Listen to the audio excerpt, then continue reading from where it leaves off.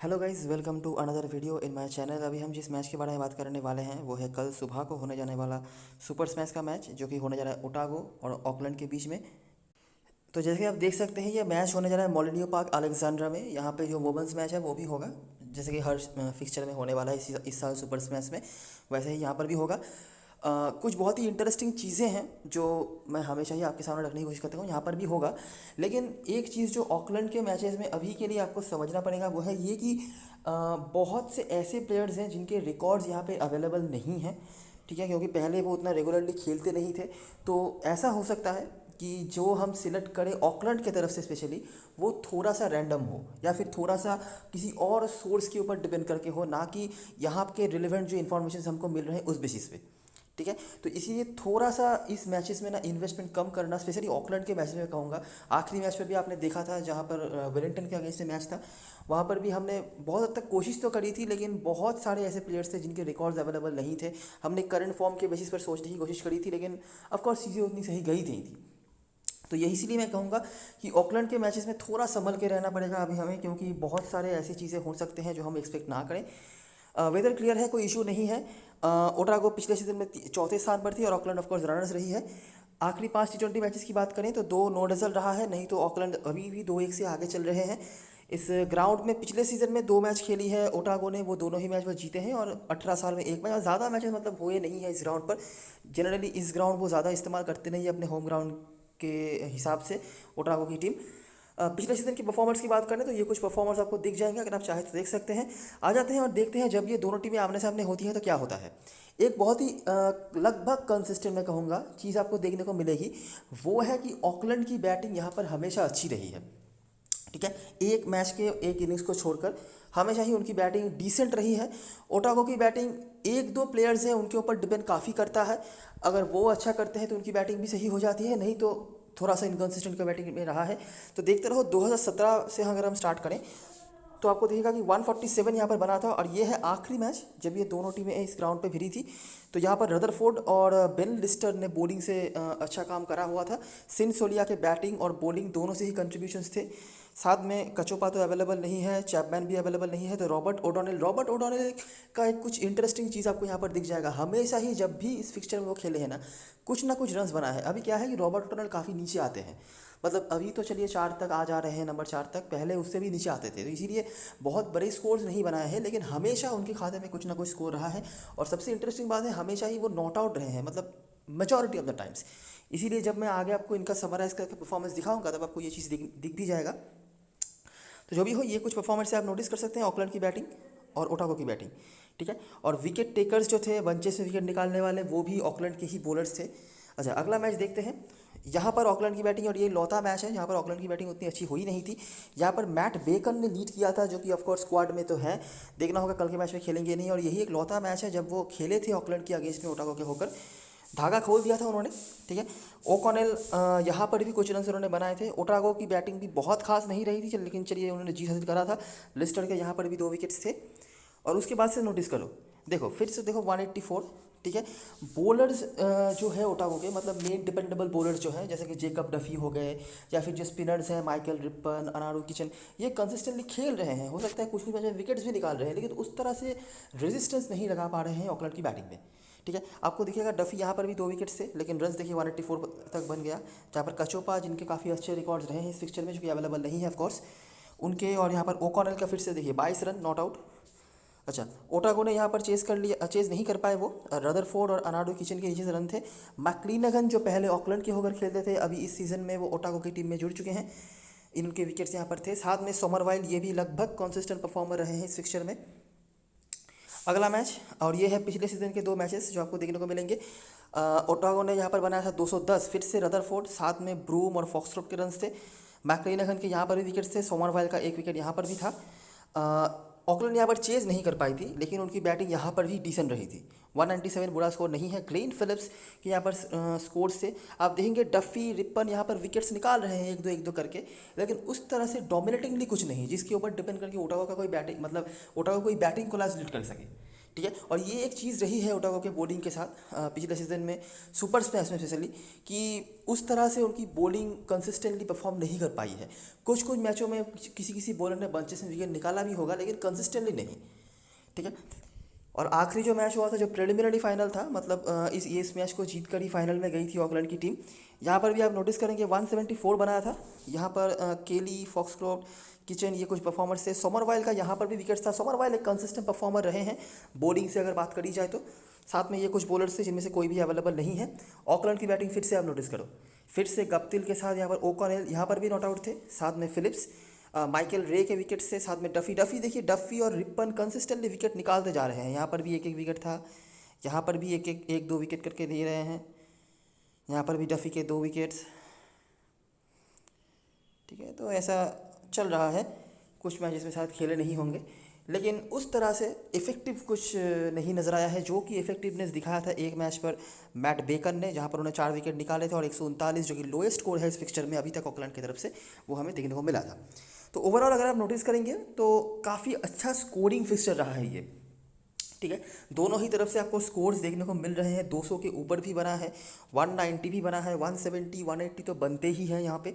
मतलब बॉलरों के लिए उस तरह से कुछ नहीं है, लेकिन अगर हम थोड़ा सा कंपैरिजन करें तो ऑकलैंड की बॉलिंग स्टेटिस्टिकली बेटर रही है देन ओटागो की बॉलिंग, ठीक है। अभी कुछ बॉलर्स चेंज हुए हैं, कुछ प्लेयर्स इधर उधर गए हैं, तो वो अलग बात है, लेकिन ये हिस्ट्री है, ठीक है।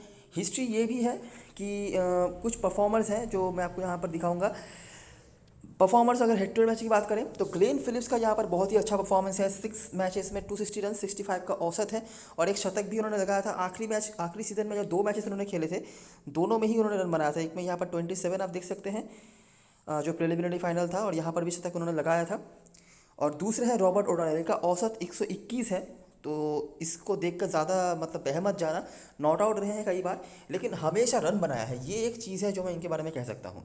जब भी बैटिंग मिली है 20, 22, 27, 30 ऐसे रन वो बनाते ही रहते हैं। नॉट आउट रहे हैं लेकिन रन वो हमेशा ही बनाते हैं। और यहाँ से Hamish Rutherford highly inconsistent player है, इनके बारे में मैं कई बार बता चुका हूँ, लेकिन अपने दिन पे सब कुछ तबाह करने की क्षमता रखते हैं। एकमात्र नाम इन्हीं का है। इसके सिवाय भी कुछ कुछ मैचों में कोई कोई परफॉर्मेंस आपको दिख जाएंगे, जैसे कि यहाँ पर आप देखेंगे केली थे, फॉक्सक्रोफ्ट तो अवेलेबल नहीं है, किचन, स्मिथ के कुछ रन्स, यहाँ पर ब्रूम आ गए। फॉक्सक्रोफ्ट आखिरी सीजन में दोनों ही मैच पर उन्होंने रन बनाया था वैसे। यहाँ पर फिर से किचन के कुछ रन, यहाँ पर फिनी के कुछ रन्स, ठीक है, रदरफोर्ड यहाँ पर, तो ऐसा। लेकिन कंसिस्टेंसी के मामले में एक ही नाम आपके सामने आ रहा है। ओटावा की तरफ से बॉलिंग में कुछ खास बताने के लिए नहीं है। एक दो करके सबने विकेट निकाले हुए हैं, लेकिन उस तरह से डोमिनेटिंगली कुछ नहीं। एक मैच में बेकर ने लीड किया था और वही एकमात्र मैच था जहाँ पर लो स्कोर पे ओटागो ने रोक दिया था ऑकलैंड की गाड़ी को।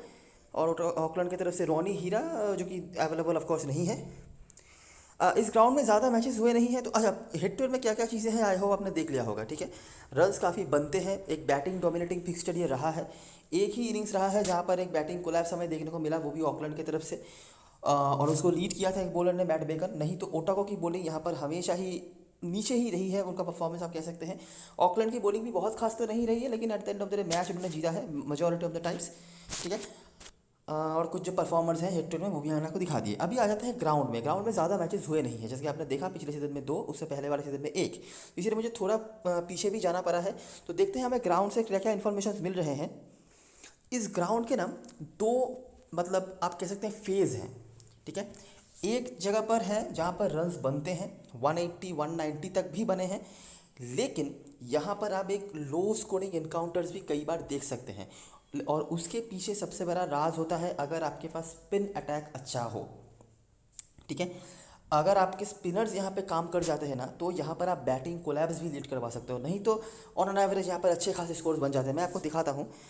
अच्छा पहले मैं थोड़ा सा पुराना मैचेस आपको दिखा देता हूँ, जो कि ये है 2017 से स्टार्ट करें तो देखिए 144 फॉर 9। सिर्फ स्पिनर्स नहीं, अगर मैं स्पेसिफिकली बताऊँ, स्लोअर बॉलर्स, ठीक है, जिन यहाँ पर स्पिनर्स भी आते हैं, थोड़े से पार्ट टाइम बॉलिंग जो करते हैं या स्लो मीडियम पेस टाइप के जो बॉलर्स होते हैं, उन्होंने भी यहाँ पे अच्छा करा हुआ है। मैं आपको दिखाता हूँ मैं क्या कहना चाहता हूँ। देखो 144 फॉर 9, ठीक है, बहुत बड़ा स्कोर नहीं था। एलिस के यहाँ पर 5 विकेट थे। आपको पता होगा एलिस खेलते थे कैंटरबरी के होकर। इनका नाम मैंने इसीलिए रखा है क्योंकि ये बहुत बड़े वाले कोई पेसर नहीं है जो 140 के ऊपर बॉलिंग करवाते हों। 130-35 मैक्सिमम इसके भीतर बॉलिंग करवाते थे और कंट्रोल के साथ बॉलिंग करवाते थे, जो इनकी स्ट्रेंथ रही है। उन्होंने यहाँ पर 5 विकेट निकाले थे। वो बहुत बड़े वाले कोई बॉलर तो कभी वो थे नहीं, लेकिन 5 विकेट उनके खाते में थे। बाकी स्पिनर्स के भी 3 विकेट, और वो रन भी चेस नहीं हुआ। ठीक है, डफी और निशम जो खेलते थे, निशम का नाम मैंने लिखा है इसीलिए क्योंकि वो भी उसी तरह के बॉलर हैं।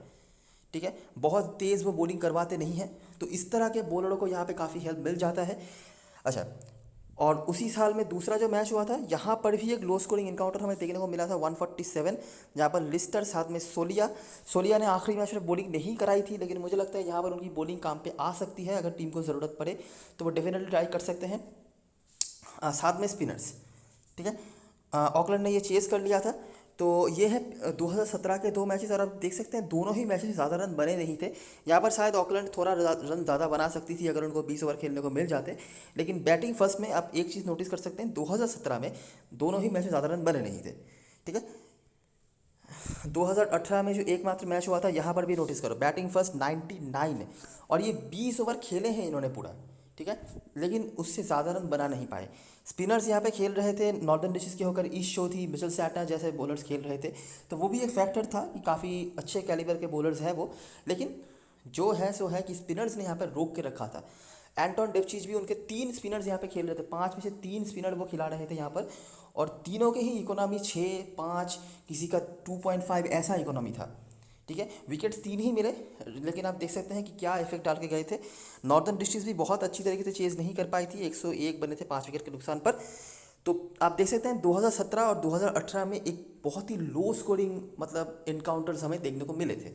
ठीक है, और स्लोअर बॉलर्स स्पिनर्स को यहाँ पे कुछ ना कुछ रोल हमेशा ही हम लेते हुए देख रहे हैं। अभी पिछले सीजन में 2 मैचेस हुए हैं। ये है पहला मैच, देखो एक झटके में रन कहाँ पहुँच गया है, 179 विकेट्स निकाला किसने, स्मिथ, डफी और माइकल रे, साथ में माइकल रिपन जो कि लेग स्पिनर है। विकेट्स मिले लेकिन रन्स काफ़ी बन गया, और वो चेज भी हो गया। ठीक है, जहाँ पर ब्रूम और केली के रन्स थे। डैरल मिचेल एक और ऐसे एग्जांपल जो कि थोड़े से स्लोअर बॉलर हैं, मीडियम बेस्ट बॉलिंग करवाते हैं लेकिन स्लोअर है, उतना पेस इनके पास नहीं होता है, तो उनके यहाँ पर 2 विकेट्स थे। ठीक है, अच्छा, और दूसरा जो मैच हुआ था पिछले सीज़न में वो था ये, यहाँ पर भी विशाल स्कोर बना था 190। तो ऐसा हो सकता है कि आप मतलब देख रहे हैं कि 2017-18 में तो मुश्किल से 150 बन रहे थे, और यहाँ पर 179 वो चेज हो गया, उसके बाद 190 बन गया, मतलब पिच में ज़रूर कोई चेंजेस आए होंगे, आप ऐसे सोच सकते हो। तो यहाँ पर रन बनाया था फिर से केली ने, साथ में फिनी, रिपन, ये कुछ पे स्पिनर्स ने यहाँ पर भी कुछ ना कुछ रोल रखा था। रन भले ही बने हों लेकिन स्पिनर्स के रोल थे। लेकिन नोटिस करो, इसी ग्राउंड पर 139 पर टीम निपट भी गई थी। ठीक है, माइकल रे के 3 विकेट से, साथ में किचन और रिपन के यहाँ पर भी विकेट से, मतलब रिपन जो 2 मैचेस उन्होंने खेले हैं दोनों ही मैच में उनके खाते में विकेट है। साथ में किचन ने एक मैच में विकेट निकाला हुआ है। डफी तो लेते ही हैं 1-2 करके विकेट, माइकल रे अवेलेबल नहीं है इनके विकेट से। बैटिंग से निक केली के हम दोनों ही इनिंग्स में परफॉर्मेंस देख रहे हैं, साथ में रिपन के बैटिंग से भी कुछ है। और अगर परफॉर्मेंस बताने जाएँ तो थोड़ा पुराना हो जाएगा, खास कुछ मिलेगा नहीं। ठीक है, केली और ब्रूम यहाँ पर थे, और यहाँ पर केली के साथ ये कुछ परफॉर्मेंस है। तो जो मोटा मोटा मैं कह सकता हूँ, देखो यहाँ पे रन्स बन सकते हैं। ठीक है, तो जो चीज़ हमने हेड टू हेड में देखा कि एक हाई स्कोरिंग इनकाउंटर रहता है, वो चीज़ यहाँ पर भी ऑन है। ठीक है, रन्स यहाँ पे बन सकते हैं, लेकिन हमें अलर्ट रहना पड़ेगा कि यहाँ पे लो स्कोरिंग इनकाउंटर्स भी हो सकते हैं, और उसके भी पूरे पूरे चांसेस हैं। ठीक है, हमने मतलब 2017 में देखा है, 18 में देखा है कि यहाँ पर बैटिंग कोलैप्सेस हुए हैं। इवन 2019 के एक इनिंग्स में तो हमने देखा है कि रन्स यहाँ पे कम भी बने हैं। पेसर्स तो आपकी टीम में ज़रूर होंगे, ऑफ कोर्स आपको रखना ही पड़ेगा, उनको वही ज़्यादा खेलते हैं, लेकिन दोनों ही टीमों की तरफ से जो मेन स्पिनर्स हैं उनको लेके चलो, ये मेरा सजेशन होगा। अगर आपके पास लेग स्पिनर्स हैं तो ऑफ कोर्स स्लोअर बॉलर्स जो होते हैं, जो ज़्यादा पेस के साथ बॉलिंग नहीं करवाते, ऐसे प्लेयर्स आपके लिए इंपॉर्टेंट हो सकते हैं, जैसे सिन सोलिया ऑलरेडी आपने देखा है। ओटागो की तरफ से इस मोमेंट पे मुझे कोई याद नहीं आ रहा है, लेकिन अगर कोई खेलते हैं तो ऑफकोर्स आपको वो अपडेट मिल जाएगी, और उसका अपडेट आपको टेलीग्राम पे मिलेगा, जिसका लिंक डिस्क्रिप्शन बॉक्स में होगा। स्मॉल लीग शॉर्ट लिस्ट की बात करें तो सिन सोलिया को रखना पड़ेगा। मैं ये कह सकता हूँ कि बैटिंग से बहुत बढ़िया फॉर्म पर वो नहीं थे 4 ट्रॉफी में। ठीक है, लेकिन आखिरी मैच पे रन बनाया है, और लगभग 40% से ज़्यादा जनता उनको कैप्टन बना रही है। बहुत लोग ये सोच रहे हैं कि वो ओपनिंग करेंगे, बॉलिंग भी करवाएंगे, लेकिन बॉलिंग नहीं करवाई थी, तो एक्सपेक्ट करना कि majority of the points batting से ही देंगे। बॉलिंग हो सकता है उनको मिले, लेकिन आखिरी मैच में नहीं कराया था उन्होंने बॉलिंग। विल ओडोनेल बहुत ही अच्छे फॉर्म पे चल रहे हैं। ठीक है, आखिरी मैच पर भी कुछ रन उन्होंने बनाया हुआ है और ज़्यादा ऑप्शंस भी आपके पास होंगे नहीं ऑकलैंड के बैटिंग से लेने के लिए, तो इनको रखना पड़ेगा। हैविश रदरफोर्ड रिकॉर्ड्स हैं और इस प्लेयर को आप मिस नहीं कर सकते, क्योंकि आपको नहीं पता कि किस दिन इनका दिन आएगा, और जिस दिन आएगा ना उस दिन अकेले ही सब कुछ तबाह कर सकते हैं। ठीक है, और रिकॉर्ड्स भी इनके डिसेंट ही हैं वैसे। ग्लेन फिलिप्स एक और मस्ट है, रिकॉर्ड्स इनकी सही है, फॉर्म इनका सही है, और आखिरी सीजन में भी 2 मैच भी रन बनाया है इन्होंने। मिशेल मैक्लिनगन बहुत बढ़िया कुछ तो नहीं है, लेकिन अपने पुराने टीम के अगेंस्ट में खेलने आने वाले हैं, और आपने देखा है कि जब भी उन्होंने खेला है 1-2 करके विकेट निकाला हुआ है। और माइकल रे के ना रहने के से क्या हो जाएगा कि डेथ ओवर्स में हो सकता है मिशेल मैक्लिनगन आपको बॉलिंग करते हुए दिख जाए, तो आपके लिए काम पे आ जाएंगे। उसके बाद निक केली, रिपन और किचन में से कोई एक आपके लिए ज़रूर होने चाहिए टीम में। अगर आप मेरी वोट मानेंगे तो मैं कहूँगा रिपन। रिसेंटली अच्छा कर रहे हैं और एक लेग स्पिनर है, हमेशा ही आपको लेग स्पिनर को प्रायोरिटी देनी होती है ओवर एनी फिंगर स्पिनर, तो इसीलिए अगर आप दोनों को ले पाते हैं तो भी कोई बुरी बात नहीं है, लेकिन दोनों को मैनेज कर पाना मुश्किल हो सकता है, तो इसीलिए एक तो मैं मस्ट हैव कहूँगा ही। तो ये मेरे लिए स्मॉल लीग में ज़रूर होंगे। यहाँ पर आप कुछ प्लेयर्स का नाम नहीं देख रहे हैं, जिसकी डफी, अच्छा सोमरवाइल को ऐड कर लेना। सोमरवाइल के रिकॉर्ड्स भी अच्छे हैं और इस ग्राउंड पे उनके काम पे भी आ सकते हैं, बैटिंग भी थोड़ी बहुत करवा सकते हैं अगर ज़रूरत पड़ी तो। डफ़ी का नाम मैंने यहाँ पर नहीं लिखा है क्योंकि इनसे बेटर ऑप्शन मुझे दिख रहे हैं जो मैं ले सकता हूँ, लेकिन स्मॉल लीग में आपको शायद उनके साथ जाना पड़ेगा। प्लेइंग 11 की बात करें तो मुझे नहीं लगता ऑकलैंड कोई चेंज करने वाली है। ठीक है, सिंसोलिया, ग्रेम बेगिन ओपनिंग करेंगे, उसके बाद Will O'Donnell, Robert O'Donnell, Brad Rodden, Horne, Ollie Pringle, Ben Lister. अच्छा, हैरिसन जो है अवेलेबल नहीं है, और ग्लेन फिलिप्स वापस आएंगे, तो मोस्ट प्रोबेबली वो ब्रैड रॉडेन को हो सकता है रिप्लेस कर दें, और यही मुझे लगता है यही होना चाहिए। ब्रैड रॉडेन को रिप्लेस कर देंगे और ग्लेन फिलिप्स जो हैं आ जाएंगे मिडिल ऑर्डर में, और अगर ये आते हैं तो इनके बैटिंग ऑर्डर में प्रमोशन होगा। इनके बैटिंग ऑर्डर में प्रमोशन होने का मतलब है रॉबर्ट ओटोनल नीचे आ जाएंगे। ठीक है, ये सब आपको पता चल जाएगा लाइनअप अनाउंस होने के बाद वैसे भी। उसके बाद बेन लिस्टर, जिन्होंने आखिरी बार जब इस ग्राउंड पे खेला था, आपने देखा क्या किया था उन्होंने, साथ में तनरू फंड्स आखिरी मैच पर डेथ ओवर्स में इन्होंने बॉलिंग कराई हुई थी। अगर फर्स्ट बॉलिंग कराते हैं तो आपके लिए काफ़ी इंपॉर्टेंट हो सकते हैं। राष्ट्र ब्राग अच्छे फॉर्म पर रहे हैं फोर्थ ट्रॉफी से, हालांकि उस तरह से यूटिलाइज नहीं हुए हैं आखिरी मैच पर। और विल सोमरवाइल, ओटावा की तरफ से बताया जाए तो रदरफोर्ड और मोस्ट प्रोबेबली केली ओपनिंग कर सकते हैं। केली अगर ओपनिंग करते हैं तो बहुत ही डिसेंट पिक हो जाते हैं, इनके ओपनिंग में रिकॉर्ड्स बहुत अच्छे हैं, चाहे फोर्थ ट्रॉफी की बात करें या T20 क्रिकेट की, और वैसे भी रिकॉर्ड्स भी आपने देखा है ग्राउंड में इनके सही ही हैं, मतलब 25-30 रन तो बना ही देते हैं आपको, मतलब 30 से 35 तक, 40 से पॉइंट तक आपको ये दे सकते हैं। उसके बाद Renwick, Broom, Josh Finnie important pick हैं, फॉर्म पे हैं। बॉलिंग पता नहीं देंगे या नहीं, शायद नहीं मिल जाए, लेकिन एक बहुत ही अच्छे पिक हैं, इनको लोग पूरी तरीके से इग्नोर करने वाले हैं। ठीक है, मैं भी यही कहूँगा कि स्मॉल लीग में शायद आप इनको मैनेज नहीं कर पाओ, लेकिन बड़ी लीग में डेफिनेटली ट्राई करना। जॉश फिनी के ऐसे प्लेयर हैं इनके पास अगर मौका मिल जाता है ना इनको, मतलब समझ लो ये जो टॉप के आप देख रहे हो 4 प्लेयर्स या 5 प्लेयर जितने भी आए, अगर ये जल्दी आउट हो जाते हैं, इनमें से 3-4 जल्दी आउट हो जाते हैं और जॉश फिनी को प्रॉपरली 10 ओवर खेलने का मौका मिल जाता है ना, तो ये बहुत बड़ा कुछ कर सकते हैं। और पार्ट टाइम बॉलिंग भी करवाते हैं, करेंगे या नहीं पता नहीं, लेकिन करवा सकते हैं, अभी टीम के ऊपर है करवाती है या नहीं। उसके बाद डेल फिलिप्स एक और इन्फॉर्म बैट्समैन, लेकिन मतलब पूरी तरीके से वेस्ट चल रहे हैं जिस तरह से टीम इनको यूज़ कर रही है। अनाडू किशन, माइकल रिपन, ये शायद ऊपर आ जाएंगे जॉस फिनी और डेल फिलिप्स से। उसके बाद डफ़ी, बेकन और मैक्लिनगन। इसके सिवाय भी ल्यू जॉनसन नाम के एक बैट्समैन है इनके स्क्वाड में, वो भी एक बहुत ही मतलब अच्छे स्ट्राइकर ऑफ द बॉल हैं, ओपनिंग करते हैं, लेकिन मोस्ट प्रोबेबली आपको खेलते हुए दिखेंगे नहीं। कैप्टन भास्कर चॉइस की बात करें तो विल ओडोनेल और सोलिया ही अभी सेफेस्ट पिक में हैं, और सोलिया कल के मैच में बहुत लोग कैप्टन होने वाले हैं, स्पेशली अगर ऑकलैंड पहले बल्लेबाजी कर लेती है तो। और मैं भी बहुत अगेंस्ट नहीं हूँ इसके, लेकिन अगर बॉलिंग करवा लेते तो मैं ज़रूर इनको कहता कि आप ट्राई कर सकते हैं, लेकिन क्योंकि बॉलिंग नहीं करवाएंगे और बैटिंग में भी बहुत बढ़िया फॉर्म पे तो नहीं थे, तो इसीलिए थोड़ा सा डाउट तो मुझे है, और मुझे लगता है इनसे बेटर ऑप्शन आपके पास अवेलेबल होगा। बाकी अगर आप सेफ जाना चाहते हो जा सकते हो। रॉबर्ट ओटोनल रिकॉर्ड्स इनके अच्छे हैं, कैप्टन वाइस कैप्टनसी के लिए तो नहीं, लेकिन टीम में रखने वाले ऑफकोर्स हैं। सोमरवाइल, उसके बाद राष्ट्रब्राग और लिस्टर में से कोई एक, रिकॉर्ड्स के मामले में लिस्टर ही बेटर ऑप्शन होंगे आपके लिए। राष्ट्रब्राग पंट हो सकते हैं लेकिन अच्छे फॉर्म पर हैं और बैटिंग थोड़ी सी कर लेते हैं। और ग्रेम बेगिन, ओटावा की तरफ से ब्रूम और किचन सेफेस्ट पिक में होंगे, उसके बाद रदरफोर्ड और रिपन, और उसके बाद फिनी और डफ़ी में से कोई एक, बैट्समैन में से फिनी और बॉलरों में से डफ़ी। और मैक्लिनगन एक बहुत अच्छे वाले पंड बन सकते हैं आपके लिए, जैसे बॉलिंग फर्स्ट में डेथ ओवर में ये बॉलिंग करवाएंगे और left arm medium fast bowling करेंगे। और सामने वाली टीम में अगर आप नोटिस करेंगे तो काफ़ी सारे राइट हैंडेड बैट्समैन हैं जिनको ये ऐसे मतलब शिकार अपना ले सकते हैं। तो ये रही सारी चीज़ें, अभी एक बार देख लेते हैं ड्रीम 11 की टीम। तो देखो मेरा ये बेसिक स्ट्रक्चर है, ठीक है, लेकिन क्या है कि इशू हो रहा है मुझे क्रेडिट का। मेरे को ग्रेन फिलिप्स चाहिए, मेरे को रदरफोर्ड चाहिए, विल ओडोनेल अच्छे फॉर्म पर हैं, रॉबर्ट ओडोनेल के रिकॉर्ड सही हैं, सिन सोलिया को स्मॉल लीग में मिस नहीं कर सकता, किचन या रिप्पन में से कोई एक ले लो, मुझे यहाँ पर कोई खास प्रायोरिटी नहीं है, लेकिन दोनों ही सेम क्रेडिट है, अगर समझ लो मैं रिप्पन ही ले लेता हूँ। बेन लिस्टर मेरे को चाहिए, सोमरवाइल मेरे को चाहिए, डफी का मैं कोई खास प्रायोरिटी तो दूंगा नहीं, अगर आप चाहो तो लो, क्योंकि एक या हार्डली अगर 2 विकेट ले लेते हैं तो इशू हो सकता है, क्योंकि सारी जनता इनको लेने वाली है, तो इसीलिए मैंने स्मॉल लीग के रख लिया है। अभी 8 क्रेडिट है मेरे पास। अभी आप क्या कर सकते हो, देखो मेरे को यहाँ पर केली लेना था, ठीक है, लेकिन केली का भी 9 ही क्रेडिट है, तो अगर आप समझ लो ब्रूम के जगह पर केली भी ले लेते हो तो भी आप खास कुछ फ़ायदा कर नहीं पाएंगे। क्रेडिट आप कहाँ पे मैनेज कर सकते हो, एक चांस आप ले सकते हैं रॉबर्ट ओडोनेल के ऊपर। क्या होगा अगर आप रॉबर्ट ओडोनेल को छोड़ देते हैं तो 30 पॉइंट का एक नुकसान आपका हो सकता है, अगर मतलब जो रिकॉर्ड कह रहे हैं। लेकिन हाँ, मैं आपको इतना बता सकता हूँ, अगर टॉप ऑर्डर फेल हो गया और रॉबर्ट ओडोनेल के पास प्रॉपर मौके आ गए ना, तो ये बहुत बड़ी पारी भी खेल सकते हैं, बहुत बड़ी मतलब 50-60 रन ही बना सकते हैं, तो वो एक लॉस हो जाएगा आपके लिए, क्योंकि ये सेफ पिक होने वाले हैं।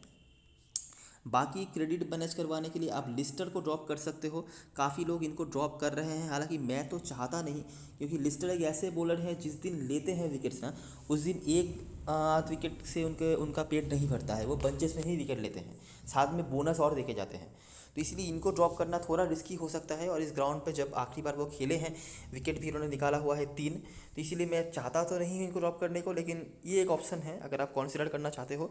8 क्रेडिट में अगर आपको प्लेयर्स देखने हैं तो मैट बेकन अगर खेलते हैं, इनके रिकॉर्ड्स बहुत अच्छे हैं, मतलब एक मैच जो खेला है और उन्होंने ही लीड किया था, अगर आपको याद हो, जो एक बैटिंग कोलैप्स हुआ था, तो उस हिसाब से इनको आप कंसिडर कर सकते हो। और राष्ट्रबाग डिसेंट ऑप्शन है, इनके बारे में नेगेटिव कुछ नहीं है, अगर ठीक से टीम इस्तेमाल कर लेती है तो काफ़ी काम पे आ सकते हैं। इसके सिवाय ओली प्रिंगल वगैरह भी हैं, लेकिन उनके भी क्रेडिट हाई हो जाते हैं। तो यही एक चीज़ है, ठीक है, ये डिसीजन आपको लेना पड़ेगा। क्रेडिट मैनेज करवाने के लिए अगर आप किसी को भी ले लोगे तो हो सकता है रिस्क हो जाए, और अगर आप किसी सेफ प्लेयर को ड्रॉप करते हो तो मुझे बताने की ज़रूरत नहीं है, रिस्क फिर से है, ठीक है। तो ये एक रिस्क होगा, क्रेडिट आप कैसे मैनेज करते हो। मैं आपको ये सजेस्ट करूंगा, देखो क्रेडिट आप बैट्समैनों को आपको लेना पड़ेगा, क्योंकि दोनों ही टीमों के पास ऐसे ऐसे बैट्समैन हैं जो अपने दिन पे बहुत कुछ कर सकते हैं, और ये फिक्सचर भी हाई स्कोरिंग मुझे दिख रहा है। लेकिन ऐसे बैट्समैन को अगर आप छोड़ने का रिस्क ले सकते हो, जैसे कि अगर आज के मैच में आपने देखा होगा, जॉर्ज वार्कर के लिए बहुत क्रेडिट इशू आ रहा था, ठीक है, लेकिन जॉर्ज वाकर ने पॉइंट दिए 40 के आसपास, तो अगर आपको 10.5 क्रेडिट लेके 40 पॉइंट्स लेना पड़े तो वो थोड़ा सा मुझे लगता है मुश्किल हो सकता है, जहाँ पर क्रेडिट कंज्यूमिंग मैच हो। तो ऐसे ही सोच आपको रखने पड़ेंगे और ऐसा डिसीजन आपको लेना पड़ेगा। तो इस तरह से आपको सोच के डिसीजन लेना है कि कौन से प्लेयर को आपको ड्रॉप करने का रिस्क लेना है। रिस्क होगा, आप रिस्क के अलावा फैंटेसी खेल नहीं सकते। उसके बाद तो बाकी आपका लक है और कैसा आपका जाता है उसके ऊपर डिपेंड करता है। अगर मेरी चॉइस आप मानेंगे तो मैं कहूँगा ये जो स्ट्रक्चर है इसको बरकरार रखो। एक चांस आप विल ओडोनेल या रॉबर्ट ओडोनेल में से ले सकते हो, और उनके जगह पर आप यहाँ पे बैट्समैनों में से शायद फिनी को ट्राई कर सकते हो, और कोई खास मुझे दिख भी नहीं रहे हैं जिससे आप क्रेडिट मैनेज कर पाओ। मिच रेनविक एक ऑप्शन है, हालांकि ये टॉप ऑर्डर में आ जाएंगे, अगर कुछ रन बना देते हैं तो आपके लिए अच्छे क्रेडिट सेवर बन सकते हैं, और तो मुझे कुछ दिख नहीं रहा है। कैप्टन वाइस कैप्टन चॉइस की बात करें तो सारी जनता सोलिया के साथ जा रही है, मैं नेगेटिव तो कुछ नहीं कहूँगा, लेकिन अच्छे फॉर्म पे थे नहीं, ठीक है। बाकी देखना होगा, आखिरी मैच में उन्होंने रन बनाया है, ज़रूरी नहीं कि फॉर्म पे नहीं थे तो फॉर्म पे वापस नहीं आ सकते, तो आप बना सकते हो कैप्टन इनको। ऑप्शंस की बात करें तो ग्लेन फिलिप्स और Hamish Rutherford according to records, और उस तरह से मुझे बॉलरों में से कुछ खास दिख नहीं रहे हैं। विल ओडोनेल एक और ऑप्शन हो सकते हैं जो कि फॉर्म में थे, बस, ठीक है। तो ये रही सारी एनालिसिस और ऑब्जर्वेशन। अगर आपको अच्छा लगा हो तो लाइक ज़रूर करना, सब्सक्राइब करना चैनल को। तब तक के लिए best luck for this match and goodbye for now.